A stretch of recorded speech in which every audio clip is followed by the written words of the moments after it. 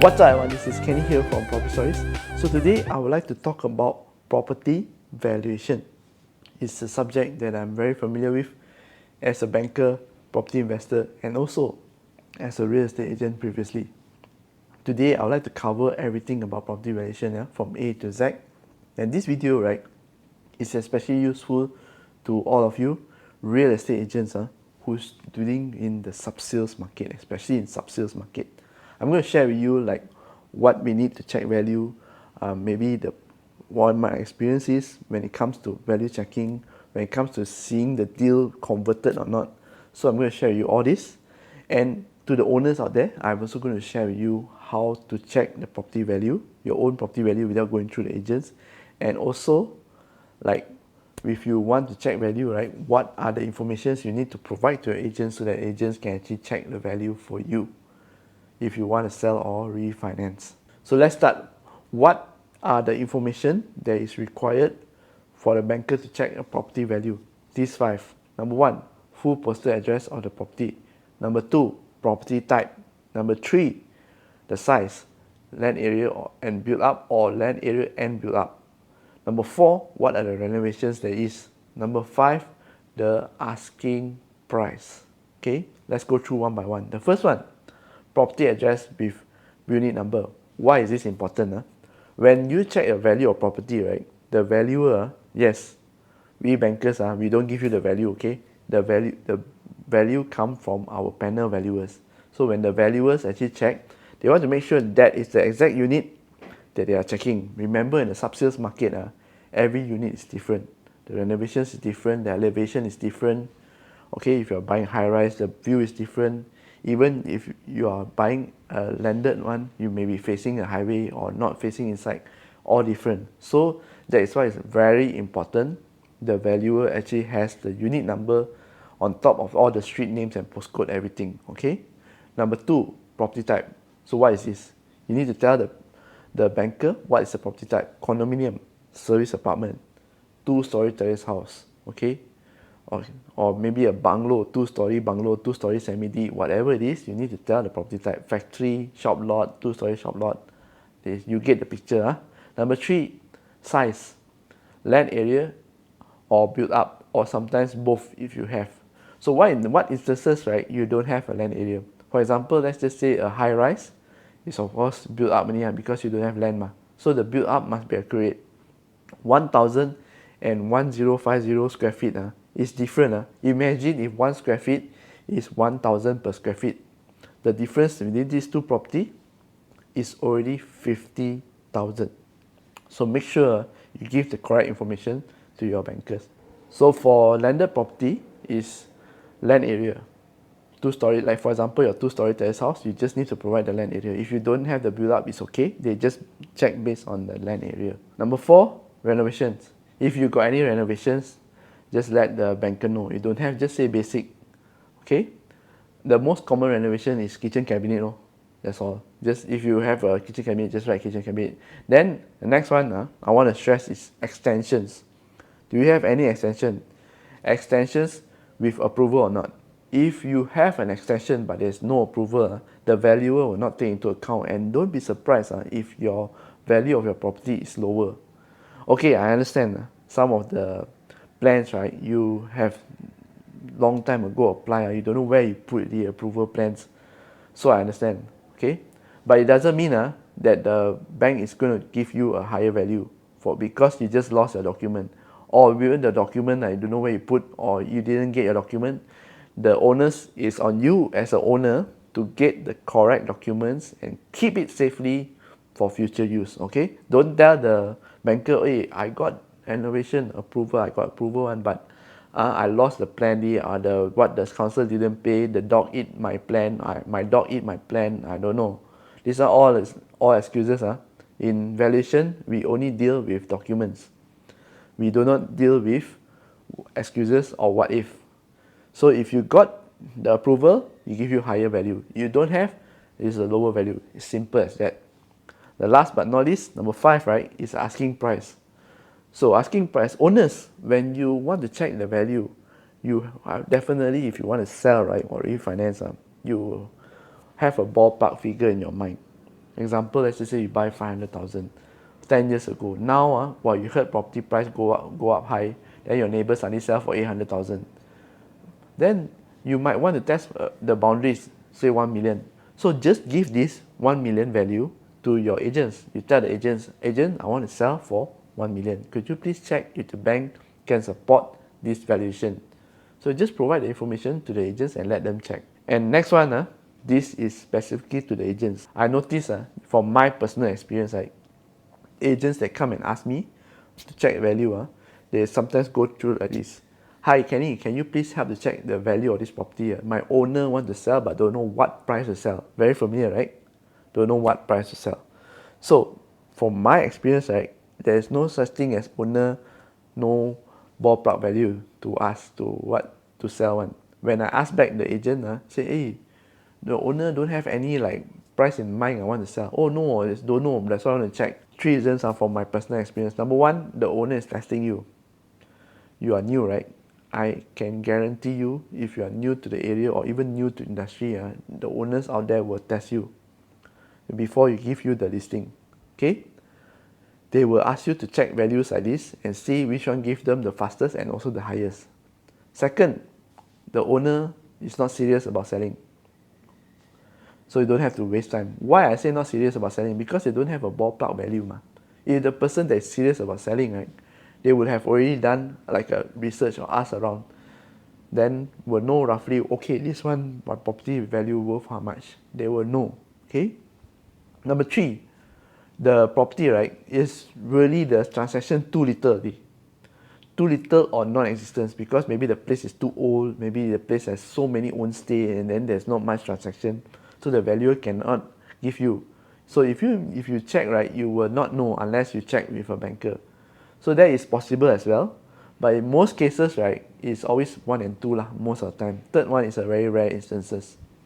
So what I'm trying to tell you, agents, real estate agents, make sure you know how to filter your listings. When you farm the listings, right, I hope you know how to categorize it with the listing which has the highest quality. You push that listing first because you are paid based on closing, just like bankers like me. I paid based on closing. Next question, owners, you'll be wondering, oh, since it's like this, how do I check property value without going through agents? I don't intend to sell, I just want to know for my record.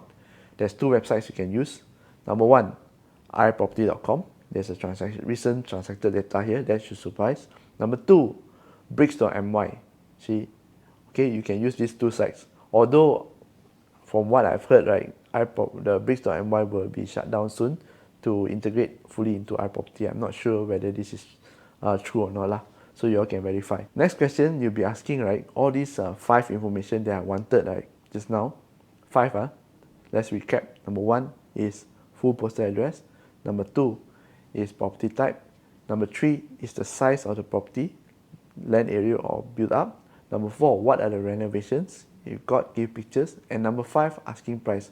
So all these 5, right, or 4, where can you find it? You can find on the sales and purchase agreement or S&P. Okay, if you don't have your S&P, you don't know where you put, then your copy of title will have all the build up and the land size. If for high rise is build up, if for landed it's land size. Okay, or your assessment fees that you pay every year, assessment fee, right, that is your postal address. You can get that. If it's Undercon, I'm sure the S&P doesn't state the postal address, right? So, but once completed, you receive your assessment. That is your postal address that we need. Okay, I'm sure a lot of you will be asking, how do I get a higher value for my property? I want to sell now. I want to get the highest value. Okay, these are a few tips from a valuation perspective. Number 1 is that your immovables, you need to state all your immovables. That's what will add value to your property. What are immovables? Like I mentioned in the earlier part, number 1, kitchen cabinet. Things that you cannot take out and move from the house. Kitchen cabinet, built-in wardrobe. Okay, nowadays I'm not sure if anybody still does built-in wardrobe, right? Okay, then you have the tiles, flooring. If you have replaced the flooring, let's just say a parquet floor, you replace it to marble. Yes, that is counted. Plaster ceiling is also counted. All the immovables. The next one, right, is very seldom mentioned, is the extension. If you are doing landed house and you extend right to the back, if you got approval, it's definitely command a higher value because we will take the valuers actually will take into account your extension to give you the higher value. That's all for valuer side. But if you are a seller, right, I would highly recommend the third one is to engage a real estate agent who's an expert in that area or that condo that you're about to sell. And then if possible, right, just follow what's the real estate agent advice. You need to touch up, you touch up lah. You need to do staging if it's a multi-million-dollar property. Just pay for the staging or discuss a package of the staging. Do some marketing video with the agent. I highly recommend you to find a good agent who's an area specialist in that. No point, I give you the first 2 points to increase your value, but you got no buyers. You can't attract even buyers for your pictures, you're dead. Okay, I think I've go off tangent. That one I leave it to my real estate agent friends. So let's go back to the property valuation part. Recently, right, I have a friend who give me a call and say, Kenny, can you help me to check the land price of that certain area, industrial area, because my boss actually want to buy. Okay, and then my agent friend actually asked me to check a property value, which is a bare piece of land, in somewhere out of state, right? Asking me what's the value because he wants to sell. So in this case, right, these are considered very unique type of property. It's not the standard type of property where you always see every day. Standard, this non-standard property. Non-standard is like land. So for these kind of cases, the valuer will require you to get the title. It's compulsory to get the title to check the value. If not, it cannot. Because with the title, right, the valuer can tell where is the land, number one, because the title number can tell you where. Number two, very important, is the land gazetted for what? Because it can change, in the land office. In the case of the real estate agent friend that I checked for, previously it was, I think it was industrial land, or then when the valuer checked, right, that location became agricultural land. Okay. Oh, sorry. It was reverse. Previously, it was an agricultural land. Then after that, now it's gazetted as industrial. So they don't tell you, and then the title that you have, right, might be outdated. So it's best if you provide the land title. Your bankers cannot check without the land title. They need the land title. And one more thing, one more type of property where we all need a land title is the non-standard property. It can be anything like a factory, like a bungalow. My personal experience, I check a bungalow that is non-standard. What it means by non-standard? Non-standard means it's not built by developers. If you see a developer build like a big township, right, then you see a standard row of houses, 2-story houses, or even a condominium. That is all are standard properties. Non-standard means usually they buy the land and then they build themselves like a factory, right? It will be a purpose-built factory for that function only. Or even a bungalow, you can buy a residential land and build your own house. Those are non-standard properties. And non-standard properties, title is compulsory to provide for valuation. Of course, pictures, you need to put pictures to send to the valuers. Okay? My experience, right, I personally did like only 1 or 2 in my career. It's quite rare you see a non-standard bungalow out for sale. So this owner wanted to check the value and see what's the value like because he wanted to sell. I managed to get I think about 7 million. The beautiful bungalow is right beside a forest reserve actually. I think, yeah, it's a forest reserve. The owner had to provide me the title, okay, and then I went to the site and take photos because the plan was not available. The architect plan, right, that one is too big, so very hard to scan, very hard to take pictures. So I said, okay lah, never mind, I go there and take photo for you. I take photo for the property and then I send to the valuers. I think the highest it got back was 7 million. And the next one, right, the valuer may ask for a title is they just want to make sure that the location is correct. Because sometimes you see, especially old buildings, right, the titles may get from the manual one, they transfer to digital, then the title number will change along the years. So they just want to make sure that it's the correct size, correct title, correct location. Very important. So if in the event the valuers actually request for titles, right, we bankers will ask from you. So please get from your owners, or owners, if you want to check value, just prepare a copy of title and send to the bankers. Okay. Next one, people are asking me, if I got no copy of title, can I submit for a loan application? The answer is no. Okay, because the bank want to know where is the property. The title is a proof of ownership too. You are buying from who? Because you need a proof, booking form, the proof that you are buying from the vendor. So you just want to make sure that the vendor is the rightful owner of the property. And how we make sure? Copy of title. You can't just tell the banker, oh, these are title details and this is the vendor. No, no, no. You need to provide proof, and the best proof is a copy of title. So Kenny, what if I lost my copy of title? I don't know where I put. Simple, you just ask your lawyer to do a land search. Just ask the lawyer to do a land search that is accepted as well. Once the land search is ready, just submit together with the booking form. It's done. Okay, that is the title as well. I think the next question that's on everybody's mind also, it's also has to do with the valuation. What's the point of the bank doing valuation, especially you see this on subsales market? Simple, the bank is a business and we are in the business of lending. Our collateral is the asset. So we don't want to lend too high on the asset, right? So that's why we engage a valuer, which is a professional, to value the asset before we decide to lend 90% or even 70% against it, or whatever percentage it is against it. We want to make sure that it's not overvalued. In the event that, let's just say, the default happens, we can still sell it out, correct? We have a margin of safety. That's the reason the bank insists on valuation. And then you might be wondering, Kenny, like this, why Undercon no need value one? Everywhere I see also the projects can get 90% one, no problem. All properties, whether it's under construction or completed before the bank can finance it, Bank Negara has come out a guideline that property valuation must be done. So if in the case of under construction properties, right, sometimes it's the bank that does the valuation for them. Okay, the bank pays the valuer to come out the valuation report, and then only you can panel. That's where the project is panel already, and you can actually apply for a loan with that bank. So actually somebody has to pay lah. So either the developer or the bank to pay the valuers to do the valuation for the under construction project. Of course, you don't see this because you only think of subsales, right? Yes, subsales is a must. Undercon also a must. Actually, in fact, all properties must.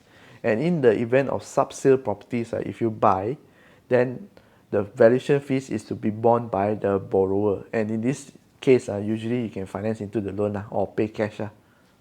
It's not that much anyway. So how do you count your valuation fees? You can refer to this website. I'm putting it on the screen here. This website is how they count the valuation fee. You just go to Google and type, you'll be able to find a scale fee for this. This is the scale fee. And then you have to add stamp duty and disbursement fee. Stamp duty is for the government. Disbursement fee is like phone calls, travel, the distance between their office and the property. Of course, there's a minimum charge, so play around with the figures on the website. I'll also put a link in the description below so that you can actually play around and roughly gauge how much the valuation fees. Most of the time, if you buy subsales and if it's your first two property, ask the banker, can you finance into the loan? The next question I get very common when it comes to valuation is that why this bank can give me the value, that bank cannot give me the value? Why? Very simple. Every bank has different panel of valuers. So the valuer may be a panel of 3 banks. Then the bank that you check on the 4th bank is not the valuer, it's a different valuer. The banker check. So that's why I give you a different value. Have you ever heard a horror story whereby when you actually about to get disbursed, or your friends or what have you heard in the market, you're about to disburse the money, then you suddenly get a call from the banker that sounds like this. Hello sir, hello miss, hello ma'am.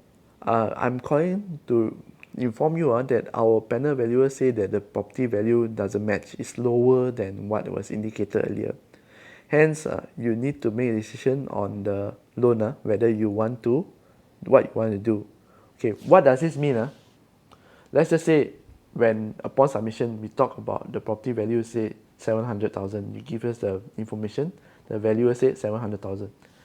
This 700,000, right, is not absolute, because you haven't do any inspection yet. There is no formal valuation report. This is called a verbal indication. Verbal, okay? Just stop, verbal, because based on what information I verbally give you. There is no liability on it. So it's, remember this 700,000. Suddenly, the valuer you already accept the loan, right? So the valuer need to do a valuation report, right? Formal valuation report, right? The valuer is supposed to go to the site and visit the property. Then the valuer go to the site and then find out, oh my god, this property is not like the photos that you given me, or this property is the size is wrong, or whatever it is. Then suddenly the valuer, what the valuer will do, will call the banker. Hello, Mr. So and so, Miss So and so, actually this is the from which firm? I've already checked and we cannot provide 700,000 that we indicate earlier. The best I can do for this is 500,000 because of this. Okay, that is what happens. So when the formal valuation report come out, it's 500,000 a property. What happens to the extra 200,000? You need to top up. If the loan is 630,000, 90% assuming, and the valuation is only 500,000, you need to top up another 130,000 on top of what the 10% you've already paid. Okay, you already paid to the vendor. So be careful. So in this situation, what can you do? There's three ways, 3 steps. Number one, the banker also wants sales, so the banker what will do is that you try to find another valuer to give that 700,000, okay, and then do the valuation report. Let's just say really cannot 700,000. The valuer say 500,000 is the best I can give. You ask all your panel valuers, all cannot, so you cannot use other valuers, right? Then you move to the second step, which is you as the borrower, you top up the difference, the differential, okay? Or I got no money, I cannot top up at all. Number 3, what you do is cancel the loan. You apply to cancel the loan. Because you haven't disbursed, right? You can cancel the loan. Okay? And then let's just say if there's any fees, you are to be borne by you. Example, lawyer already do his job, right? Sign loan agreement, buy the document, get the title, everything. So you have to pay the lawyer to cancel the loan. And then if the bank has any charges, you pay the bank. Okay? So at least you don't have to fork out so much. So there's 3 things that you can do. Agents, do you have this experience when you check value with the bankers, right? The banker suddenly asks you, can I have the name of the customer according to the IC? Why the banker do this? This is because, right, for some banks, when they want to check value, right, they use the first letter of the borrower's name according to the IC to check the value. Why they do this? They will split maybe 4 clusters. As you can see in this image, right, these 4 clusters, each cluster has a different valuers. The banks do this to spread the risk so that no one valuer that always give the value, right, will have the business. So no such thing as one valuer or 2 that is having most of the business. To the bank, it's a concentration risk and it's risky. That is why sometimes when you check value with your bankers, the banker asks you, can I have the booking form? Then you say, actually the owner just want to know the value, so I haven't got a purchaser yet. So what the banker will do, right, is just simply tembak one valuer firm and then give you, that's all.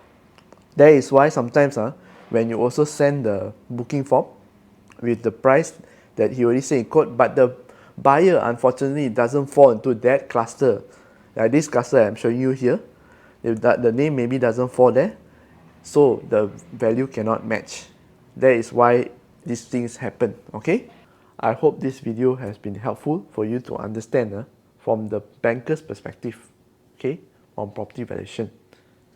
Then if you are an agent, you want to work with a banker, you want to work with me, my links is down below. You can feel free to keep the link and we can connect and see we can collaborate or not, right?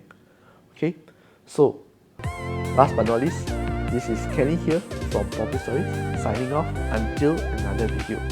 Bye bye.